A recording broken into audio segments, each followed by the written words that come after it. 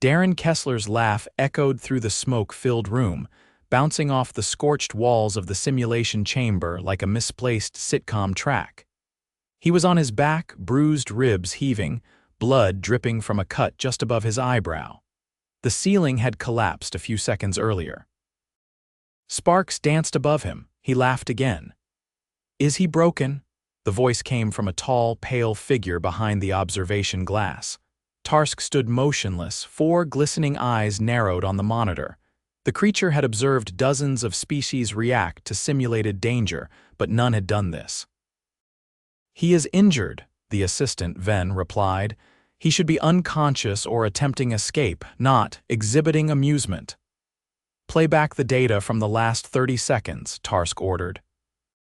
The footage replayed on the central screen, the chamber ceiling buckling, debris crashing down, Darren diving to push a dummy civilian into a corner before getting partially buried himself.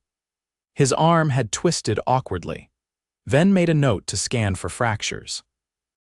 Then a moment of stillness, followed by a short, sharp laugh that built until Darren was wheezing. Tarsk tapped a spindly finger against the screen. Why is he laughing? He should be terrified. Inside the chamber, Darren shifted, groaning. "Okay, that was new," he muttered to himself. He rolled onto his side slowly, wincing. "Note to self, fake concrete still hurts." The intercom crackled. "Darren Kessler, remain still. Your forearm may be compromised." "Oh yeah, it's either broken or auditioning for Cirque du Soleil," Darren said. "Either way, not fun. We are dispatching med units. I can walk. You cannot." Darren looked at his arm, which was now visibly swelling. "Fair." The med units arrived swiftly, 2 humanoid machines with stabilizers and a stretcher. Darren, now pale and sweating, was lifted gently and rolled out of the chamber. Tarsk followed them to the infirmary where Darren was being scanned. "Fracture confirmed," the medical technician said. 2 non-displaced breaks in the ulna. "He also has a mild concussion and 2 cracked ribs." Tarsk approached Darren's bedside. "You were laughing." "Yeah, I do that sometimes. You were injured and in danger." "Yup," Darren grinned weakly. "That's kind of the point." Tarsk stared. "Explain." "Ever heard of nervous laughter?" Darren asked. Ven stepped forward. "We researched human panic responses. The data suggested screaming, fleeing, freezing, or aggression. Laughter was not listed." "Yeah, well, your data's missing something," Darren said. "Humans laugh when they're scared sometimes. It's like a pressure valve. Everything's going to hell, so the brain throws out a joke to keep us from shutting down." "That is illogical. Tell that to my limbic system." Darren winced and closed his eyes. "Get some rest," the technician said. "We'll splint the arm and monitor for 24 hours. Tarsk lingered after the others left. He watched Darren sleep for several minutes, then turned to Ven. "Schedule another simulation, higher intensity. Use fire this time. Sir, he is injured. We will wait for recovery." "I want to know when this laughter stops." 3 weeks later, Darren was back on his feet, arm in a brace and ribs still tender. He moved slower but insisted on returning to the testing floor. His insistence was irritating to some, endearing to others. "Just don't drop another ceiling on me," he said as the chamber doors sealed behind him. This time, the environment was a simulated apartment complex on fire. Thick smoke drifted from vents. Hidden heat panels made the air stifling. Automated drones simulated panicked civilians. Darren moved quickly, helping a woman down a simulated stairwell, then ducking under a collapsing beam. He pulled a child dummy from under a broken window frame. Then a blast of heat roared from a ruptured wall. Darren flinched and ducked, his hair singed at the ends, and he laughed. "Okay. Okay, hot, that's hot." He stumbled backward, coughing, then leaned against a wall, chuckling through the smoke. Tarsk watched again from the control room. "He is laughing again, increased danger, increased laughter." "Should I shut it down?" Ven asked. "No. I want to see what breaks him." But Darren didn't break. He stumbled, he cursed, he coughed until he vomited, but he kept going. He even made jokes about marshmallows and barbecue. Once the fire simulation ended, he collapsed just outside the exit, panting. Tarsk met him in the debriefing room. Why do you laugh when you are nearly killed? Tarsk asked. Darren wiped soot from his face. Because if I don't, I might start screaming and never stop. Tarsk paused. That is a survival mechanism. Sometimes it's just how we cope. Some people scream. I laugh. Do all humans do this? No, just the weird ones. Tarsk filed the data. Over the following 2 months, he observed more humans. Not all laughed, but a significant minority did. One woman giggled uncontrollably during a simulated crash landing. A man let out a chuckle after nearly drowning in a water chamber. The trend was undeniable. Tarsk compiled the results and submitted a report to the Xenopsychological Council. The conclusion was clear. Human anxiety response included laughter, especially in high-stress, low-control situations. The council was skeptical. Laughter is a sign of amusement, one member said, not distress. Not for them, Tarsk replied. For them it is layered. Laughter can be joy, fear, sarcasm, hopelessness. It is complex. We will need further testing. Tarsk returned to Earth. Darren was out of the brace and working part-time with the alien research crew. He helped calibrate simulations and gave feedback on what felt authentic. One evening, they tested a long-duration isolation chamber. Darren was sealed in for 72 hours with no contact. Food was delivered automatically, lights dimmed on a day-night cycle. At hour 53, Darren began laughing, alone, no stimulus, just silence. When asked about it afterward, he said, "The quiet got too loud. My brain needed noise, so it made some." Tarsk documented it. Laughter as a response to silence and isolation, not humorous, merely necessary. But not all experiments ended safely. During a simulated collapse of a space station corridor, a support beam actually failed. Darren was pinned at the hip. He screamed, no laughter this time. The rescue team arrived within minutes, but his femur was fractured. He was conscious the whole time, teeth gritted, sweat streaming down his face. "You're not laughing," Tarsk said as Darren was lifted onto the stretcher. "Too much pain," Darren gasped. The joke's not funny anymore. He was out of commission for nearly 3 months, undergoing surgery, physical therapy, and slow mobility training. Tarsk visited frequently. "Do you still believe laughter is a survival mechanism?" Tarsk asked once. Darren nodded. "Yeah, but it's not invincible. We laugh to cope, until we can't." When he returned, he no longer volunteered for the most dangerous tests, but he still observed, still advised. And once, during a fire drill, as the alarm blared and a junior researcher tripped over a table, Darren laughed. A short burst. Then helped her up. "Still got it," he said. Tarsk's final report was 1,000 pages long. It described laughter as a multi-purpose reflex, deeply embedded in the human response system. It detailed the conditions under which it appeared, its limitations, and its psychological implications. But in the summary, one line stood out. Humans laugh not because danger is absent, but because it is present and they refuse to let it win. The council approved the findings. Darren, now walking without a limp, was offered a consulting role on interspecies behavior. He accepted. He still laughed sometimes, but only when it really mattered. The containment garden was supposed to be a place for recuperation, not interrogation, but Tarsk had requisitioned it anyway. The artificial daylight overhead glowed a muted gold, filtered through bioengineered leaves that never aged or fell. Darren sat cross-legged on a padded bench, chewing methodically through a protein wafer that tasted like damp cardboard. His knee bounced with residual energy. The brace was gone, but his right leg still didn't trust him fully. Tarsk stepped onto the gravel with a faint crunch, hands folded behind him. 2 other observers flanked him, both from the Vrelian annex, their elongated heads covered in a fine mesh of sensory nodes. They hadn't spoken yet, which Darren found deeply unsettling. "Don't tell me," Darren said without looking up. "You're here to ask why I smile when I get burned, right?" Tarsk gestured to the others. "These are specialists in behavioral contradiction. They believe your responses are learned, not innate. Good for them." One of the Vrelian leaned forward. We require an example of unconditioned behavior under threat, something immediate, irreversible. We believe the previous simulations allowed too much cognitive buffering. You mean thinking time? Yes. Darren folded the wrapper and tucked it into his jacket pocket. You want me to panic without knowing it's a test? The second Vrelian spoke, voice softer. Or react without reflexive framing.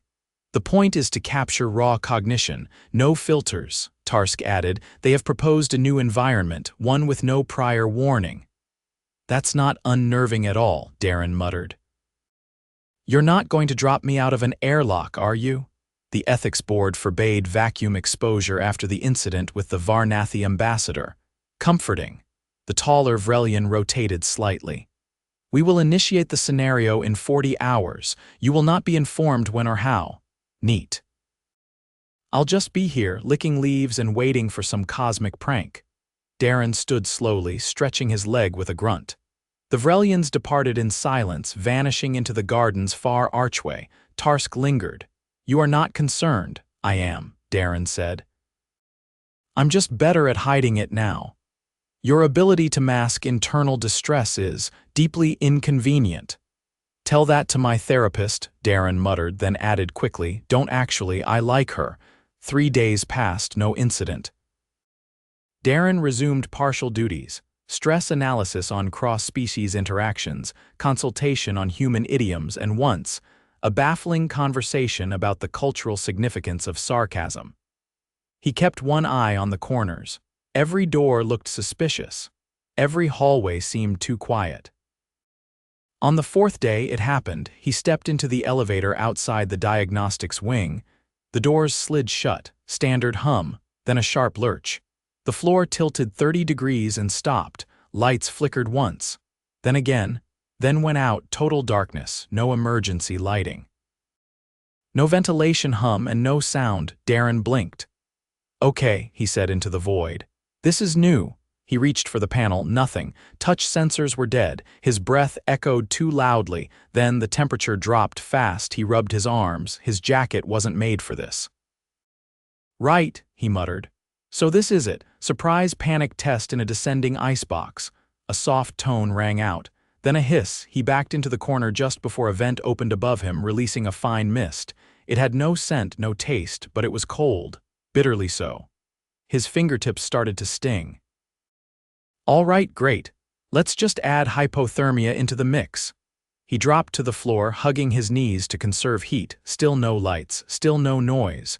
No indication of how long he'd been inside. His spine throbbed. Left foot was going numb. His mouth was dry and his breath came in short bursts now. His ribs ached from the old injury, pressing against freezing muscles. He closed his eyes and tried to focus. But the silence was too much. He laughed, not loud. Just a breathy, broken exhale with a twist of something unhinged. Who designs this stuff? He said to no one. Was it a committee or just one very bored alien with a clipboard? He laughed again. A little longer, it didn't help. His chest tightened. His knees were trembling. His fingers had gone stiff. I'm not okay, he admitted out loud. Yep, not okay. Definitely not okay. The elevator lurched again. It felt like descending, but there was no inertia, just motion.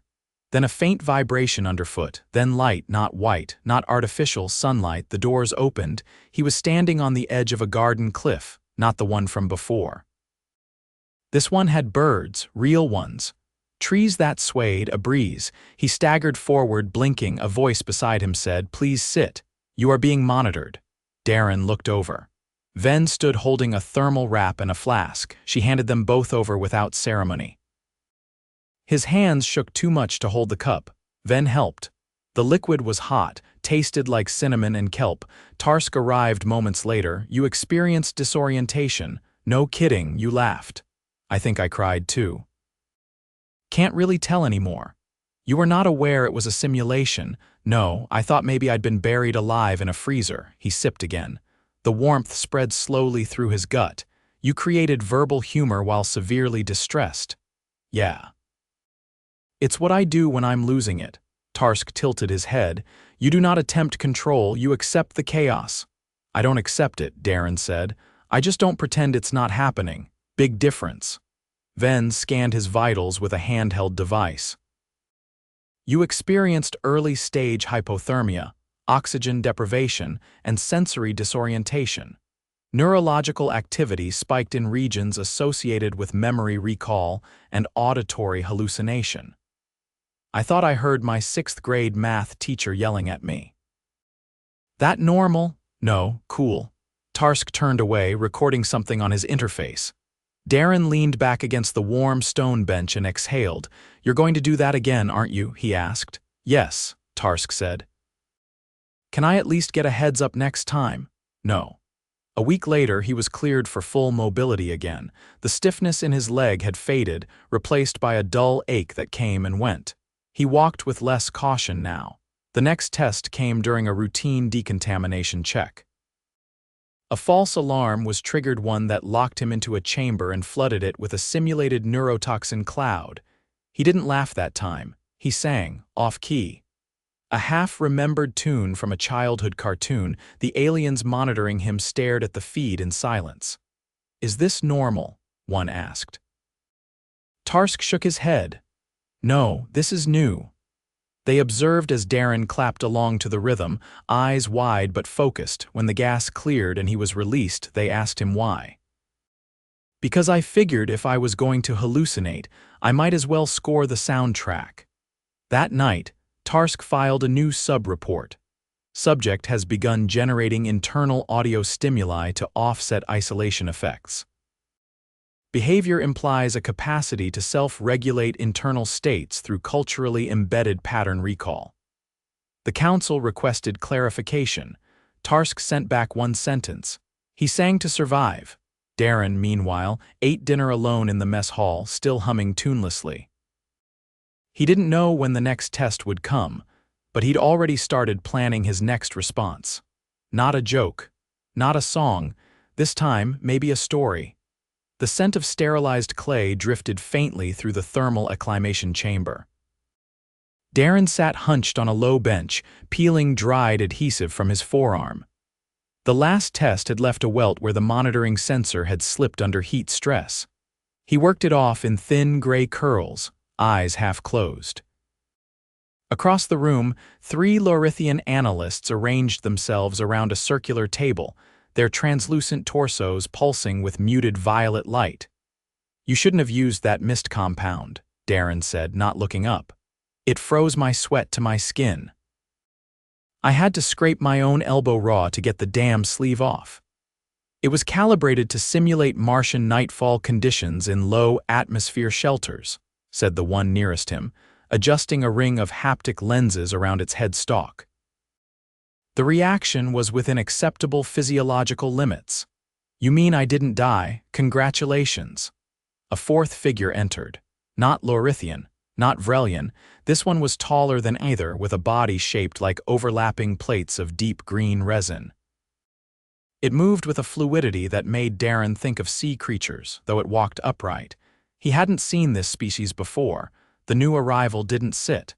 It stood exactly 1 pace behind the Lorithian table and lowered its head slightly. We were told you would not require sedation, it said. Its voice was slower than the others, with a frictional edge like a cello bow dragged across a dry string. I don't, Darren replied. Unless you plan to amputate something, then we'll talk. No procedures, only conclusion gathering. I have reviewed your entire behavioral file. Bet that was a fun weekend. It was disorganized. Your neural patterns do not align with your species' average. Yeah, well, I didn't get the handbook. The creature stepped forward. My name is Ishari. I was summoned to determine whether your reactions stem from neurological dysfunction. Darren blinked. Are you saying you think I'm brain damaged? I am determining if you are misrepresenting cognitive function to avoid disqualification. Disqualification from what, exactly? Continued participation in high-stress variable testing. Darren scoffed. I've broken 3 bones, hallucinated a math teacher, and sang my way through a gas cloud. You think I'm faking it? Ishari paused. I think you may be responding according to an internal script rather than instinct. Darren stood. You think I'm acting? I think you are over-adapted. The Lorithians said nothing. Darren sat again, slower this time. I've been in actual fires, he said. Real ones. Not the safe kind with exit codes and panel overrides. I don't laugh because it's clever. I laugh because it's the only thing between me and panic paralysis. Ashari stepped closer. Darren didn't flinch, but he felt the edge of it pressing behind his ribs. You believe humor grants you control. No, I believe it buys me time. Ashari turned to the Lorithians. I require a baseline contrast. Bring the second human. Darren frowned. What second human? The door opened. A woman in her mid-30s stepped in, guided by a Vrelian technician. She had short hair, a faint limp, and a look that said she'd already decided she didn't like this place. Her eyes skimmed the room, landing on Darren. Oh, she said. It's you know her, asked Ashari. Yeah, Darren said. We did wilderness SAR training together, didn't think they'd draft her too. Not draft, I volunteered, said the woman. Someone told me you were making aliens nervous. I had to see it for myself. I'm flattered, Ashari gestured between them. You will both undergo the same simulation, no prior knowledge, no communication during. We will collect comparative data. The room shifted. Without warning, the floor beneath them wobbled. Darren stumbled, catching himself on the bench. The woman crouched instinctively. From the ceiling, a low rumble began, then the lights dimmed. Huh, Darren said. Guess this is it. The walls dissolved into projected terrain, a narrow mountain pass, dusk light, wind cutting through crevices.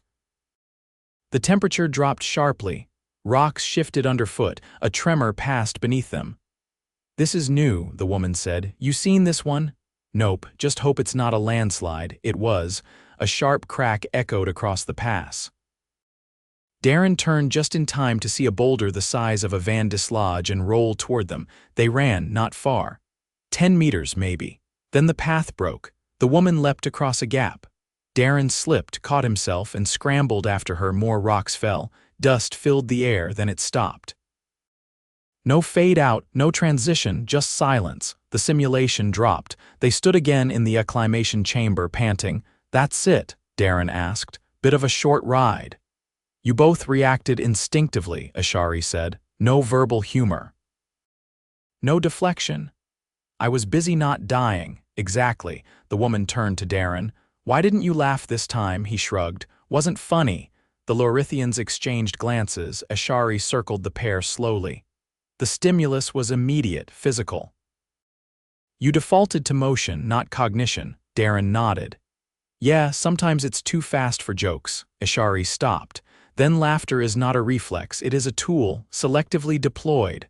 I never said it wasn't. You implied it was involuntary. No, Darren said.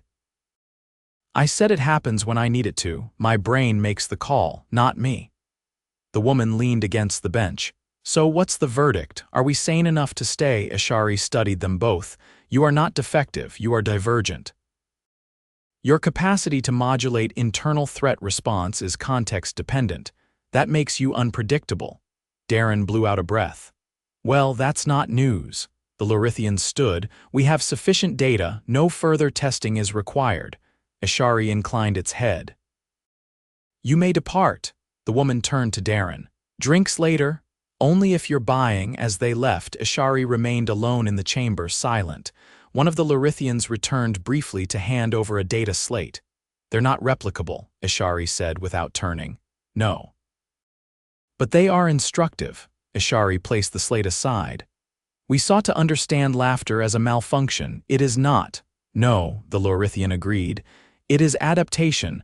Ashari looked toward the door. Then we must adjust our assumptions. Outside, Darren and the woman walked past the outer perimeter gardens, under a sky that had been carefully tuned to resemble late evening on Earth. The breeze smelled faintly of juniper and salt. You think they'll leave us alone now? She asked. Doubt it, he said. They walked on. No alarms sounded, no walls shifted, no drones descended. Not every crisis needed a punchline. Sometimes the quiet afterward was enough.